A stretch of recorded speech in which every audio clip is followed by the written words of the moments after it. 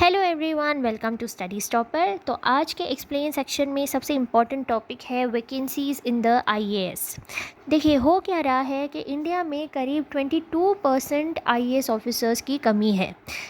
Sanction तो बहुत ठीक ठाक स्ट्रेंथ की जाती है, लेकिन आज की डेट में बहुत सारी जो सीट्स हैं वो वेकेंट है। और इसकी इतनी शॉर्टफॉल क्यों है, और जो आईएएस ऑफिसर्स का जो नंबर है वो किस तरीके से डिसाइड किया जाता है, कौन इसको डिसाइड करता है, ये सारी चीज़ें इसमें डिस्कस की गई हैं, उसकी जानकारी हम लेते हैं।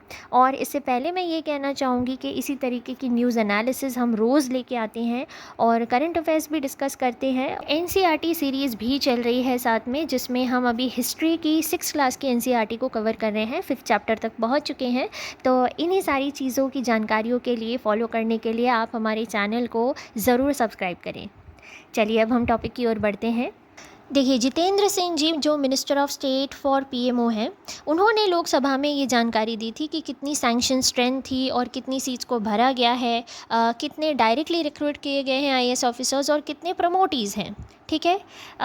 तो आज की डेट में हम देखें तो ये हाल है, 22.45% की शॉर्टेज है। ठीक है। और सैंक्शन स्ट्रेंथ कितनी थी? 6746 की थी, उसमें से भरी गई हैं 5231 सीट्स। तो ये जो वेकेंट पोजीशंस हैं ये अभी इतनी रह गई है। और भी चिंता की बात क्या है कि जो बड़े बड़े स्टेट्स हैं जैसे यूपी है, यूपी में हम देखें, यूपी केडर में अभी 104 का गैप आ रहा है सैंक्शनड और फिल्ड पोजीशंस में। बिहार केडर में देखें तो 94 का गैप है। और फिर एगमट यानी अरुणाचल प्रदेश, गोवा, मिज़ोरम एंड जो यूनियन टेरिटरीज़ वाला केडर है उसमें 87 का गैप है।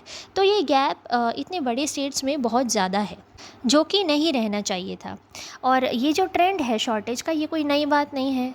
सबसे ज़्यादा जो शॉर्टफॉल थी वो थी 2012 में। ठीक है, 28.87% की।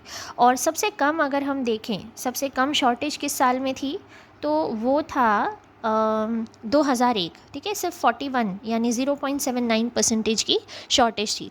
तो अब इसको कैसे भरा जाएगा? तो सबसे पहले तो देखिए, क्विनक्वेनियल कैडर रिव्यूज़ की प्रोविज़न है। क्विनक्वेनियल यानी हर 5 साल में, एवरी 5 ईयर्स ये कैडर रिव्यू किया जाता है जो ऑल इंडिया सर्विसेज हैं उनके लिए। और एक कैडर रिव्यू कमेटी है, राइट।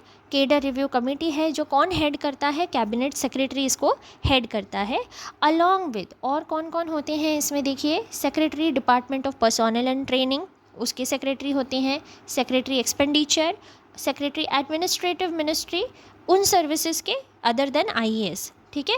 और जो भी सीनियर मोस्ट मेंबर हैं, जिस कैडर की भी बात की जा रही है या जिस सर्विस की बात की जा रही है, ये सारे लोग इस कमेटी में होते हैं और फिर इसको रिव्यू किया जाता है।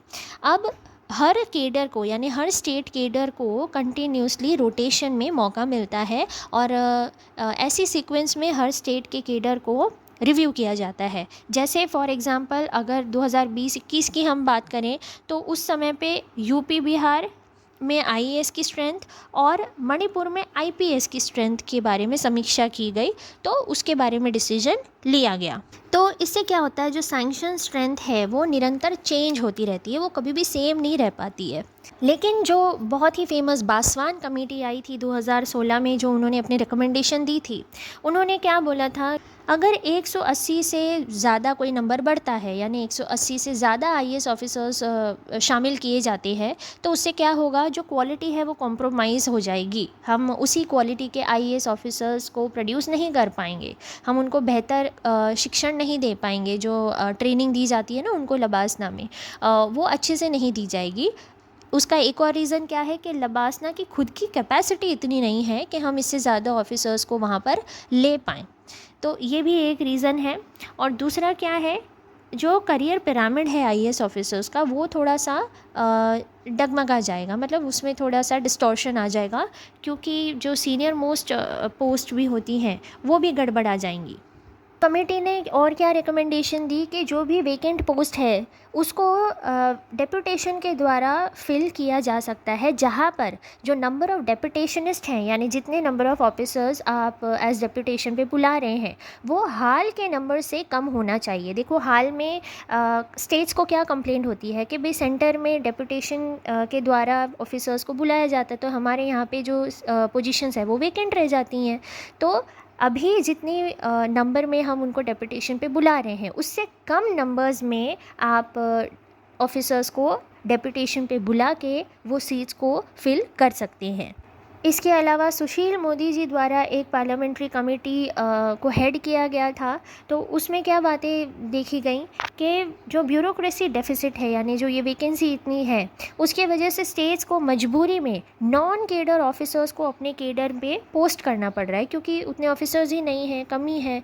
तो जो उस केडर के नहीं हैं, ऐसे ऑफिसर्स को भी अपने स्टेट में उनको अपॉइंट करना पड़ रहा है। और इतना ही नहीं, उनको एक परमिसिबल लिमिट से ज़्यादा समय तक वहीं पे उनको रुकवाना पड़ता है, क्योंकि वो पोजीशंस फिल ही नहीं हो रही हैं। तो ये सारी चीज़ें स्टेट्स को करनी पड़ती है। इसके साथ साथ उनको मल्टीपल चार्जेस देने पड़ते हैं ऑफिसर्स को कि भाई तुम ये डिपार्टमेंट भी देखो, ये डिपार्टमेंट भी देखो, जिससे क्या होता है, सारा का सारा बर्डन उस ऑफिसर पे आ जाता है, और फिर वही क्वालिटी कॉम्प्रोमाइज़ हो जाएगी, है ना। वो एक डोमेन में एक्सपर्ट तो नहीं है, वो किसी भी डोमेन में एक्सपर्ट नहीं है, लेकिन हाँ उसको हर चीज़ की जानकारी है, तो वो अपने हिसाब से एक लिमिट तक चीज़ों को हैंडल कर सकता है। देखिए, आईएएस में कैसे रिक्रूटमेंट होती है, तो हम सब जानते हैं, सिविल सर्विस एग्जामिनेशन की जाती है। उसमें 180 आईएएस ऑफिसर्स को रिक्रूट किया जाता है हर साल। और अभी पूरी ऐसी कोशिशें चालू हैं कि नए तरीके से कुछ फेरबदल किए जाएं, और जो इनका नंबर है आईएएस ऑफिसर्स का, जो इनटेक है, वो थोड़ा बढ़ा दिया जाए, और एक नया फॉर्मूला तैयार किया जाए फ्रॉम 2022 टू 2030 के लिए। और कुछ ऑफिसर्स को क्या किया जाता है, स्टेट सिविल सर्विसेज में से प्रमोट किया जाता है, तो उस तरीके से भी वो पोजीशंस फिल हो जाती हैं। इसके अलावा एक लिमिटेड नंबर होते हैं जो non state civil services officers होते हैं, उनको भी प्रमोट किया जाता है। इंडक्शन के थ्रू भी स्टेट जो अपनी वैकेंसीज़ हैं उनको फुलफ़िल करती हैं।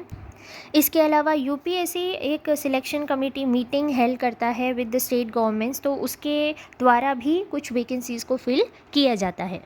देखिए, आईएएस ऑफिसर्स की कमी किस तरीके से इम्पैक्ट करती है, तो जो एक ऑफ़िसर होता है, आईएएस ऑफिसर होता है, वो कितना इम्पॉर्टेंट है ये तो हम सब जानते हैं, राइट। उसको एक वाइड रेंज ऑफ ड्यूटीज़ उसके ऊपर होती हैं, रिस्पॉन्सिबिलिटीज़ होती हैं।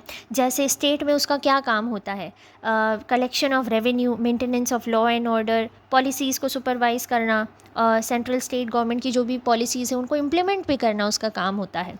और इसके अलावा एग्जीक्यूटिव मजिस्ट्रेट के रूप में भी वो फंक्शन करता है रेवेन्यू मैटर्स में as development commissioner. Public funds को किस तरीके से स्पेंड किया जा रहा है, किस तरीके से वो खर्चा किया जा रहा है, उसको भी वो सुपरवाइज़ करता है। और सीनियर लेवल पे तो उसका काम बहुत ही ज़्यादा इम्पॉर्टेंट होता है, क्योंकि तब वो पॉलिसी फॉर्मुलेशन और डिसीजन मेकिंग का भाग बन जाता है, तो बहुत इम्पॉर्टेंट रोल पे वो आ जाता है। और सेंट्रल गवर्नमेंट को भी वो सर्व करते हैं डेपुटेशन के रूप में, जिसकी शिकायत हमेशा स्टेट गवर्नमेंट्स को रहती है। वो हमेशा रिलक्टेंट रहते हैं कि हम हमारे ऑफिसर्स को नहीं भेजेंगे, क्योंकि फिर यहाँ पर वैकेंसी क्रिएट हो जाती है ना। उनके अगर वो सेंटर में चले गए तो फिर हमारे स्टेट में कौन काम करेगा, तो उनको एक ये शिकायत हमेशा रहती है। और हाल ही में सेंटर ने जो अमेंडमेंट्स किए हैं आईएएस केडर रूल्स में, उसको तो स्टेट्स ने अपोज किया ही किया है, जिसके लिए जितेंद्र सिंह जी ने पार्लियामेंट में फिर ये शिकायत भी की कि स्टेट गवर्नमेंट्स जो हैं वो एडिक्वेट नंबर ऑफ़ ऑफिसर्स को सेंट्रल गवर्नमेंट में या सेंट्रल डेपुटेशन पर नहीं आने दे रही। तो ये तो एक खींचातानी का खेल चल ही रहा है। खैर, जो सीट्स की कमी है या पोजीशंस जो वेकेंट हैं उनके बारे में इसमें चर्चा थी। तो ये था पूरा टॉपिक। और अगर आप चाहते हैं कि हम सारे टॉपिक को कवर करें जो एक्सप्लेन पेज पे आते हैं, तो आप अपने जो सुझाव है वो कमेंट्स में हमें बता सकते हैं। तो हमारी कोशिश रहेगी कि सारे या तो और टॉपिक्स को हम इसमें कवर करें। अभी फ़िलहाल हम एक टॉपिक पर फोकस करते हैं और उसी को इसमें कवर किया जाता है। ऑलराइट फ्रेंड्स, तो ये थी हमारी आज की डिस्कशन। हम मिलेंगे नेक्स्ट डिस्कशन में, तब तक आप प्रिपरेशन जारी रखिए। जय हिंद।